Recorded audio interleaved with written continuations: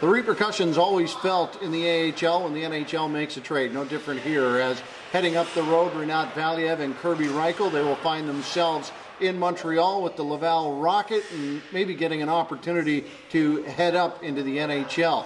Coming back, of course, Kyle Baun here to the Toronto Marlies, and that is a familiar name as his grandfather, a legend in Leaf circles, four-time Stanley Cup winner, and many people know that story well. But for the Toronto Marlies, seeing some players out the door and seeing some new ones in, it's a bit of a regular occurrence anyway, as you, of course, see players go up, players go down, players get injured. It is always changing, the landscape here for the Toronto Marlies. It's the American Hockey League. There's lots of changes, monthly, weekly, daily at times, so you're used to change. But you know, in this case, obviously, Valiev is here in his third year, Reichs is his second year, so it's always tough to see guys go at the same time. You feel like they're going to go and get good opportunity where they're going. I feel like both guys have played real good hockey for us here this year. The Leafs, I think, have gotten to a point now where it's a hard team to make, but you need to be able to create value and you need to be able to develop assets. And you know, if the work that we've been able to put in here helped the Leafs acquire a piece to a puzzle that can help them, then that's part of our job as well. Only one practice, development one at that. Your thoughts on what you've seen, and of course you've seen him in games as well. Yeah, you know, he's a hardworking guy. He's a red shot winger, which is something that we've lacked, so that will help us and fit in well with our group. He's a Toronto kid that's happy to be coming back here. You know, we'll get him more comfortable and up to speed here as the days go by, but it's good to get him in today and meet his teammates and get comfortable with the whole surroundings here.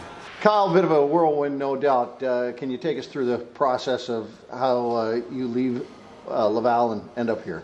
Yeah, no, it definitely caught me by surprise, but as you know, deadline day, anything can really happen.